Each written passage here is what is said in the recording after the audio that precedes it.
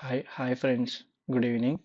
Today we are going to learn about one small topic which will be finished in the next in few minutes. So that first we are today our topic name is tissues. Okay.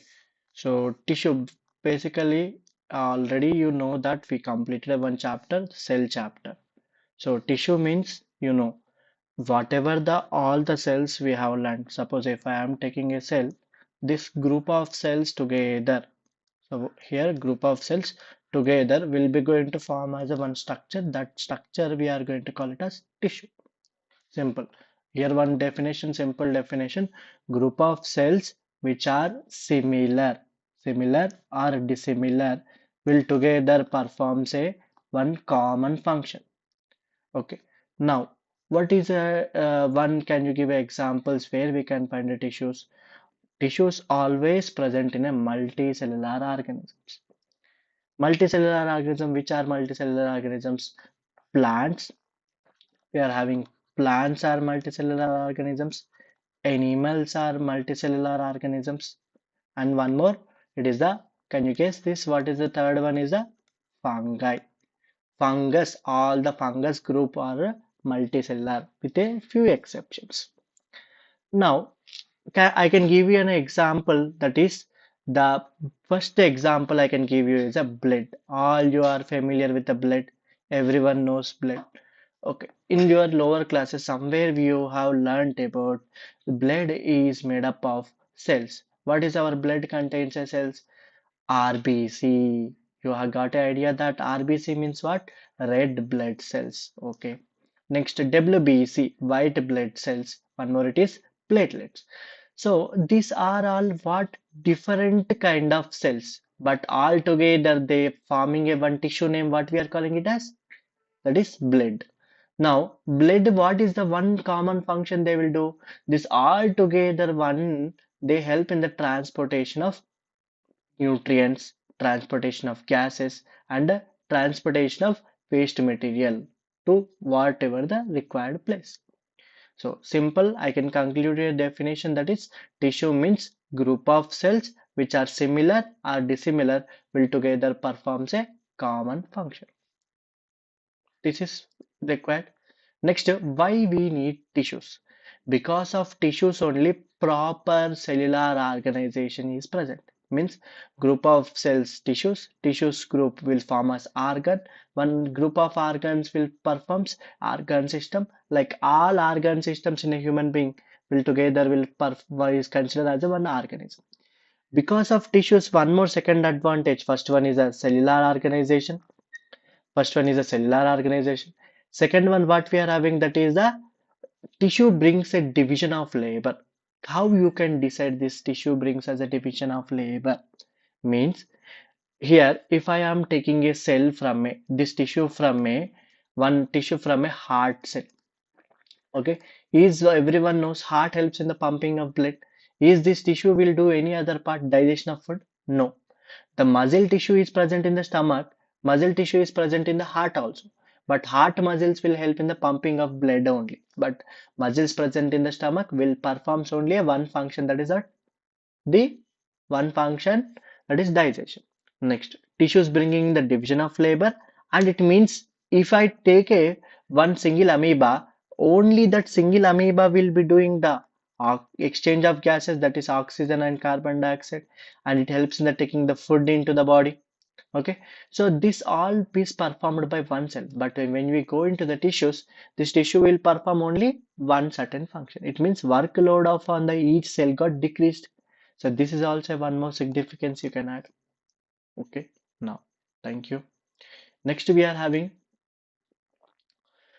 so if you want to further grow on, if you want to further grow into this topic or in this lesson, we will be detailedly going to learn about plant tissues.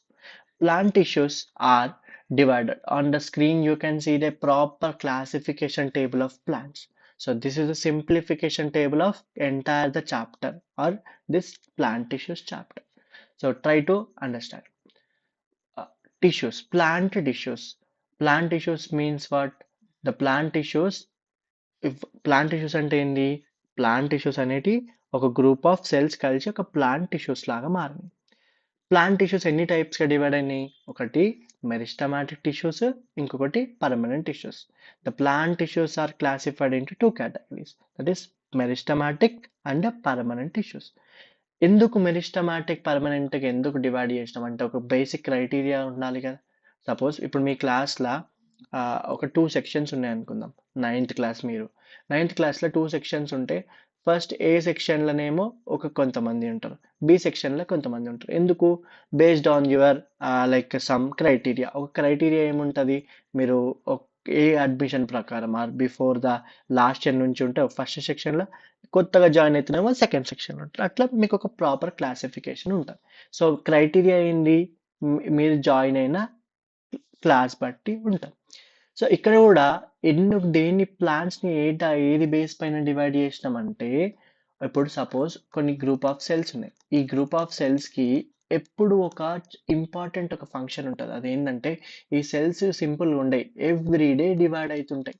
Everyday divide అవుతుంటాయి. ఒక cell 1 నుంచి 2 4 cells అయితే 4 8 cells అయితే అట్లా divide అవుతాయి. ఆ division ఎబిలిటీని ఏమంటామంటే మెరిస్టమాటిక్ నేచర్. ఆ మెరిస్టమాటిక్ నేచర్ ఉన్న సెల్స్ ఏవైతే టిష్యూస్ని మెరిస్టమాటిక్ టిష్యూస్ అంటావు. మెరిస్టమాటిక్ టిష్యూస్ ఎబిలిటీని, అదే డివిజన్ ఎబిలిటీని లైక్ కోల్పోయిన, డివిజన్ ఎబిలిటీ లాస్ అయిన టిష్యూని నువ్వేమంటావు? పర్మనెంట్ టిష్యూస్ అంటావు. So plant tissues are divided into two. One on based on the criteria cell division. Cells divide అయితే ఉన్న నేచర్ ఉన్న ఆ టిష్యూని మెరిస్టమాటిక్ అంటావు. సెల్స్ డివైడ్ కాని టిష్యూస్ని పర్మనెంట్ టిష్యూస్ అంటాం. అందులో నేమ్స్ చూద్దాం, తర్వాత డీటెయిల్డ్గా 1 by 1. మెరిస్టమాటిక్ ఫర్దర్గా డివైడ్ అయింది ఎపికల్ మెరిస్టమ్, సెకండ్ది ఇంటర్ క్యాలరీ మెరిస్టమ్, థర్డ్ది ఏంటంటే లాటరల్ మెరిస్టమ్. సో సెకండ్ది లాటరల్, థర్డ్ది ఇంటర్ క్యాలరీ మెరిస్టమ్స్. ఇట్లా డివైడ్ అయినాయి. ఎందుకు డివైడ్ అయినాయి ఫర్దర్గా నేర్చుకుందాం. నెక్స్ట్ పర్మనెంట్ టిష్యూస్ ఫర్దర్గా ఎన్ని రకాల డివైడ్ అయింది? అది సెల్స్ డివైడ్ కావడం ఏంది బేస్ పైన మరజా ఫర్దర్గా ఎందుకు 3గా డివైడ్ చేసినామంటే వాటి యొక్క నేచర్ బట్టి. అందులో ఉన్న సెల్స్ అన్నీ ఒకేలాగా ఉన్నాయి అనుకో. ఇప్పుడు బి ఒక డయాగ్రామ్ కనిపిస్తుంది మీకు స్క్రీన్ పైన. బిలో నేను ఒక బాక్స్ డ్రా చేసిన, అలా సెల్స్ ఒక్కొక్క స్క్వేర్ని మీరు ఒక సెల్ అనుకోండి. This cells are all looking like what face, all are looking like similar in nature. అందుకోసమే సింపుల్గా సిమిలర్గా ఒకేలాగా ఉంటేనేమో దాన్ని సింపుల్ అంటాం. ఒకవేళ ఏ లోపల నేను డిఫరెంట్ స్ట్రక్చర్స్ని డ్రా చేసిన అంటే ఇదేంది, ఈ సెల్స్ అన్నీ డిఫరెంట్గా ఉన్నాయి, షేప్స్ డిఫరెంట్ ఉన్నాయి, కానీ ఒకటే ఫంక్షన్ చేస్తాయి. సో దాన్ని కాంప్లెక్స్ టిష్యూస్ అంటాం. ఇది కాంప్లెక్స్, ఇది సింపుల్ టిష్యూ. ఓకే, మరి ప్రొటెక్టివ్ టిష్యూ అంటే ఏంది? ప్లాంట్ల అవుటర్ లేయర్లు ఉంటాయి, అవి ప్లాంట్ని ప్రొటెక్ట్ చేస్తుంది. ఎర్లీ స్టేజెస్లలోనేమో ఎపిడర్మిస్ ప్రొటెక్ట్ చేస్తుంది, లేట్ స్టేజెస్ ఆఫ్ లైఫ్లోనేమో కార్క్ అనేది ప్రొటెక్ట్ చేస్తుంది. సో యంగ్ పార్ట్స్ దగ్గరనేమో ఎపిడర్మిస్ ఉంటుంది, ఓల్డర్ పార్ట్స్ నేమో కార్క్ అనే టిష్యూ ఉంటుంది. సో ఇది ప్రొటెక్టివ్ నేచర్ ఉన్నది కాబట్టి ఇట్లా క్లాసిఫికేషన్. ఇప్పుడు మీరు సింపుల్గా ప్లాంట్స్ 2 పార్ట్స్గా డివైడ్ అయినాయి, పర్మనెంట్ ఒకటి, మెరిస్టమాటిక్ ఒకటి. మెరిస్టమాటిక్గా ఫర్దర్గా 3 టైప్స్ ఉన్నాయి, మరి పర్మనెంట్ కూడా 3 టైప్స్ ఉన్నది. సో నేమ్స్ ఒక్కసారి రిపీట్. మెరిస్టమాటిక్లో ఎపికల్, లాటరల్, ఇంటర్కాలరీ, సింపుల్ అవి. నెక్స్ట్ తర్వాత నెక్స్ట్ ఏంటిది? That is the permanent tissues. Permanent tissues ఏమైనాయి? Simple, complex, protective. సో వీటి గురించి నేర్చుకుంటే ఎంటర్గా టాపిక్ అయిపోతుంది. ఇప్పుడు నెక్స్ట్ కమింగ్లో అసలు మెరిస్టమాటిక్ టిష్యూస్ ఎందుకు ఫర్దర్గా 3 రకాలుగా డివైడ్ అనేది అది కంప్లీట్ చేద్దాం. సో ఇప్పుడు స్క్రీన్ పైన మెరిస్టమాటిక్ గురించి డీటెయిల్డ్గా చూస్తారు. మెరిస్టమాటిక్ టిష్యూస్ మనకు ఆల్రెడీ తెలుసు. మెరిస్టమాటిక్ అంటే the tissue which has ability to divide, that is called as meristematic. Screen పైన ఒక డయాగ్రామ్ కనిపిస్తుంది, ఇది ప్లాంట్. ఒకవేళ టిష్యూస్ ఏంది ఎపికల్ పార్ట్ దగ్గర, ఇప్పుడు టిప్ దగ్గర ఇట్లా ఈ టిప్ అన్నా లేకపోతే ఈ టిప్ అంటే కొన చివరిన ఉన్న టిష్యూస్ని ఏమనాలి? ఎప్పుడైనా tip of the A part దగ్గరైనా ఉన్న పార్ట్ని ఎపికల్ మెరిస్టమ్ అంటాం. ఫస్ట్ ఏంది? టిప్ దగ్గర ఉంటే ఎపికల్ మెరిస్టము. మరి ఇప్పుడు ప్లాంట్ లైక్ ఒక డయాగ్రామ్ కనిపిస్తుంది మీకు.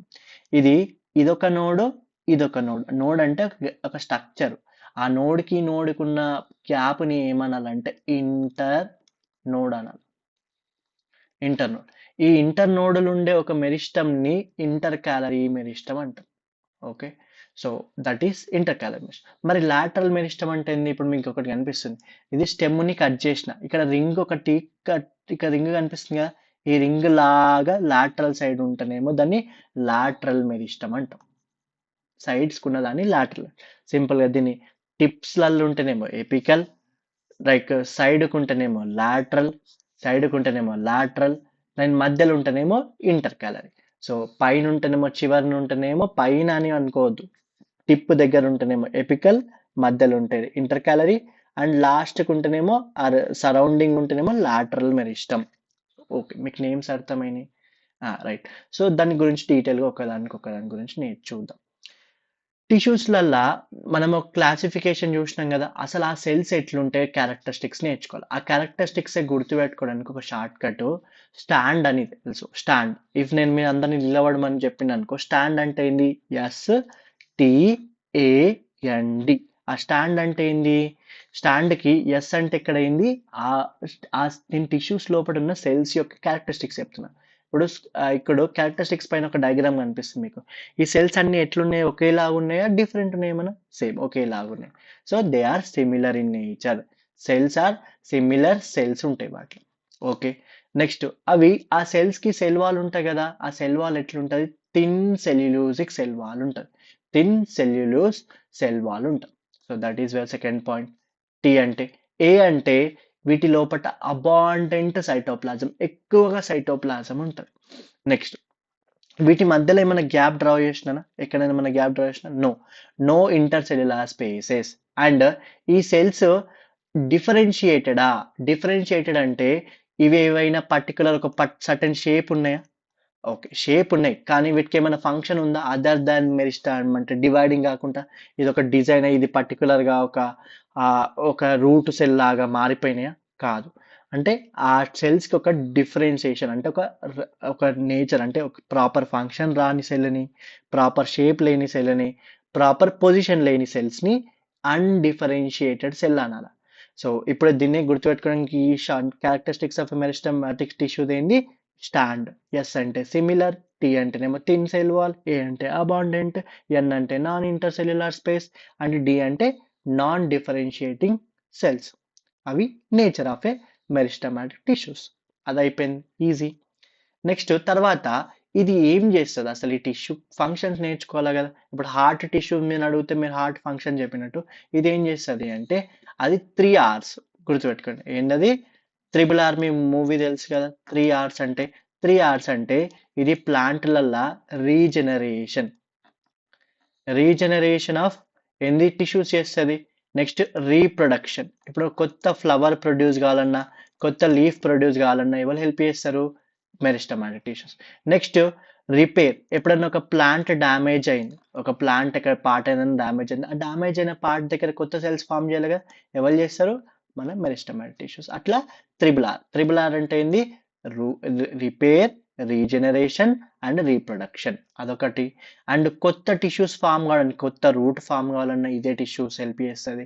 షూట్ ఫామ్ కావాలన్నా, లీఫ్ కావాలన్నా, ఫ్లవర్ కావాలన్నా హెల్ప్ చేస్తుంది. అండ్ ఇది అన్ని టిష్యూస్, ఏవైనా ప్లాంట్ లోపల ఉన్న అన్ని టిష్యూస్ ఎక్కడి నుంచి జనరేట్ అయినాయి? That is the meristematic tissue. అందుకోసం దీనికి ఒక చిన్న నేమ్ ఏంటిది? Parenting tissue. ఏదాన్ని మెరిస్టమాటిక్ టిష్యూని ఇంకొకలాగా ఏమనొచ్చు? పేరెంటింగ్ టిష్యూ అని కూడా అనొచ్చు. Okay, done. ఇది అయిపోయినాక అసలు ఇప్పుడు మనం నేర్చుకునే ఏంటి? మెరిస్టమాటిక్ టిష్యూస్ యొక్క డెఫినేషన్ నేర్చుకున్నాము, దాని యొక్క క్యారెక్టరిస్టిక్స్ కంప్లీట్ చేసినాము, ఫంక్షన్స్ కంప్లీట్ చేసినాం, అందులో ఉన్న క్లాసిఫికేషన్ కూడా నేర్చుకున్నాం. క్లాసిఫికేషన్ గురించి కొద్దిగా డీటెయిల్డ్గా నేర్చుకుంటే కంప్లీట్ అయిపోతుంది ఈ టిష్యూ గురించి. ఎపికల్ మెరిస్టమ్ అంటే తెలుసు కదా. ఇక్కడ నేను రామ్ అని రాసిన, ఇంకొక పాయింట్ శామ్ అని రాసిన. రామ్ అంటే రూట్ దగ్గర ఉన్న మెరిస్టమ్ని రూట్ ఎపికల్ మెరిస్టమ్ అంటాం. రూట్ దగ్గర ఉంటే, ఇక్కడ టిప్ దగ్గర ఉంటేనేమో రూట్ ఎపికల్ మెరిస్టమ్ అంటాం, లేకపోతే పైన టిప్ దగ్గర ఉంటేనేమో షూట్ ఎపికల్ మెరిస్టమ్ అంటాం. అది. నెక్స్ట్ ఇది ఏం చేస్తుంది? ప్లాంట్ని ఎప్పుడు ఈ లీనియర్ మేనర్లా, అంటే టిప్ ఎప్పుడు అంటే లెంత్ ఆఫ్ ఏ ప్లాంట్ ఎప్పుడు లెంత్ ఆఫ్ ఏ ప్లాంట్ని ఇంక్రీజ్ చేస్తుంది. అందుకోసం దాన్ని ప్రైమరీ గ్రోత్ అంటాం. Length of A plant is increased by the apical meristem. So right, position అర్థమైంది, దాని ఫంక్షన్. లాటరల్ మెరిస్టమ్ ఎప్పుడు ఏం చేస్తుంది? దాని యొక్క diameter every year 1 diameter radius అనేది ఇంక్రీజ్ అవుతూనే ఉంటుంది. సో ఆ ఇంక్రీజ్ కావడం వల్ల సర్కంఫరెన్స్ ఆఫ్ ఎ ట్రీ అనేది ఇంక్రీజ్ అవుతుంది. అది ఎవరు చేస్తారు? Lateral meristem. Okay. Third one inter calorie meristem. ఇప్పుడు ఇది ఒక నోడు, ఇది ఒక ప్లాంట్ స్టెమ్ నాన్న. స్టెమ్ అయితే ఈ గ్యాప్ని ఏమంటాం? నోడ్ అంటాం. ఈ నోడ్ల కొత్త సెల్స్ ని ఫామ్ చేసి ఇది లెంత్ ని ఎవరు ఇంక్రీజ్ చేస్తారు? Inter calorie. సో దీన్ని ఇంటర్ క్యాలరీ మెరిస్టమ్. ఇది ఎక్కువగా ఎక్కడ ఎలాంటి టిష్యూస్లలో ఉంటుంది? గ్రాస్ ప్లాంట్స్లల్లో, మోనోకాట్స్లల్లో, రైస్, వీట్ అట్లాంటి ప్లాంట్స్లలో ఎక్కువ ఉంటుంది. సో ఇది ఎప్పుడు రీజనరేషన్కి. ఇప్పుడు మీకు తెలుసు గార్డెన్లా నార్మల్గా ఫారెస్ట్లో గ్రాస్ ఉంటుంది. గ్రాస్లో tip of the grass leaf దగ్గర ఏ మెరిస్టమ్ ఉంటుంది? ఎపికల్ అంటాం. ఒకవేళ ఇది డ్యామేజ్ అయింది అనుకుందాం, ఎపికల్ మెరిస్టమ్ డ్యామేజ్ అయింది అనుకుందాం, ఇది లీఫ్ డయాగ్రామ్ మళ్ళీ రాసిన టిప్ దగ్గర ఎపికల్ మెరిస్టమ్ ఉంటుంది, అంతేనా? కానీ ఇప్పుడు టిప్ కట్ అయింది, మరి ఎప్పుడు రీజనరేషన్ ఎట్లా కావాలా అంటే ఇక్కడ సైడ్కి ఒక చిన్న లీనియర్గా ఒక చిన్న లాటరల్ మెరిస్టమ్ ఉంటుంది. ఈ లాటరల్ మెరిస్టమే ఫర్దర్గా ఎపికల్ మెరిస్టమ్ లాగా మారి ఇది ఇంక్రీజ్ చేస్తుంది. అంటే ఇప్పుడు ఎవరు రీజనరేషన్కి హెల్ప్ చేస్తారు? Inter calorie meristem. అది ఇంటర్ క్యాలరీ అంటే ఏంది? ఇదొక పర్మనెంట్ టిష్యూస్, ఇదొక పర్మనెంట్ టిష్యూస్, దాని మధ్యలో ఉన్న tissue meristematic tissue. Division ability ఉన్న టిష్యూ మెరిస్టమాటిక్. ఒక్కసారి ఏంది రివిజన్ చేసి మనం కంక్లూడ్ చేద్దాం ఈ టాపిక్. ఓకే. దాని ఫస్ట్ మనం నేర్చుకుంది ఏంది? టిష్యూ అంటే ఏంది? డెఫినేషన్. టిష్యూ అంటే ఏం కావాలి? టిష్యూ అంటే గ్రూప్ ఆఫ్ సెల్స్, అవన్నీ సిమిలర్ ఉన్నా సరే డిసిమిలర్ ఉన్నా సరే they all together will perform as one common function that is going to be consider as a tissue. Tissue cell ఉంటాయి, మరి ఎట్లాంటి ఆర్గనిజమ్స్? Multi cellular. ఏదైనా ఒక టిష్యూకి ఎగ్జాంపుల్ ఏం చేయొచ్చు? బ్లడ్ అనేది ఒక ఎగ్జాంపుల్, లింఫ్ అనేది ఒక ఎగ్జాంపుల్, ఆర్ లేకపోతే ఫ్లోయమ్ అన్నా సరే, జైలం అన్నా సరే, అవి ఎగ్జాంపుల్స్. టిష్యూస్ వల్ల ఇంపార్టెన్స్ ఒక 2 పాయింట్స్. ఏంటిది? టిష్యూ వల్ల సెల్యులార్ ఆర్గనైజేషన్, టిష్యూ వల్ల వర్క్ లోడ్ తగ్గుతుంది, అదొక పాయింట్.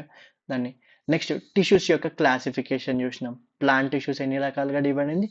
2. ఆన్ ద ఏం బేసిస్ పైన డివైడ్ చేసినాం? Ability to divide. Ability to divide ఉన్నదాన్ని మెరిస్టమాటిక్ అను, ఎబిలిటీ టు డివైడ్ అనేది లాస్ అయినదాన్ని పర్మనెంట్ అను. పర్మనెంట్లో 3 టైప్స్ ఉంటాయి, మెరిస్టమాటిక్లో 3 టైప్స్ ఉంటాయి. అది క్లాసిఫికేషన్. మనం డీటెయిల్డ్గా నేర్చుకుంది మెరిస్టమాటిక్ టిష్యూ గురించి. మెరిస్టమాటిక్ టిష్యూస్ యొక్క 3 థింగ్స్ నేర్చుకున్నాం. వాటి లోపల క్లాసిఫికేషన్ నేర్చుకున్నాం. Next characteristics. క్యారెక్టరిస్టిక్స్ గుర్తుపెట్టుకోవడానికి షార్ట్ కట్ ఏంది? స్టాండ్. స్టాండ్లలో S stands for similar, T stands for thin cell wall, A stands for abundant, N stand for no intercellular space, and D stands for differentiated. Okay, non differentiated cell. Next functions గుర్తుపెట్టుకొని short very మన famous movie అదేంది? Triple R. Triple R అంటే ఏం చేస్తున్నది? First R రీజనరేషన్కి, plant ఏదైనా regeneration కావాలంటే help చేస్తారు, ప్లాంట్ రీప్రొడక్షన్ కావాలంటే హెల్ప్ చేస్తుంది, ప్లాంట్లో ఏమైనా టిష్యూస్ డ్యామేజ్ అయితే రిపేర్ చేయడానికి టిష్యూస్ ఏంది? రిపేరింగ్ టిష్యూ మన మెరిస్టమాటిక్ టిష్యూ. అండ్ అందుకోసమని అన్ని చేస్తుంది కాబట్టి దీన్ని పేరెంటింగ్ టిష్యూ అంటాం. So this is, I hope that మీ అందరికీ అర్థమైంది అనుకుంటున్నా. Thank you. We will meet in the next video class. Thank you, Nana.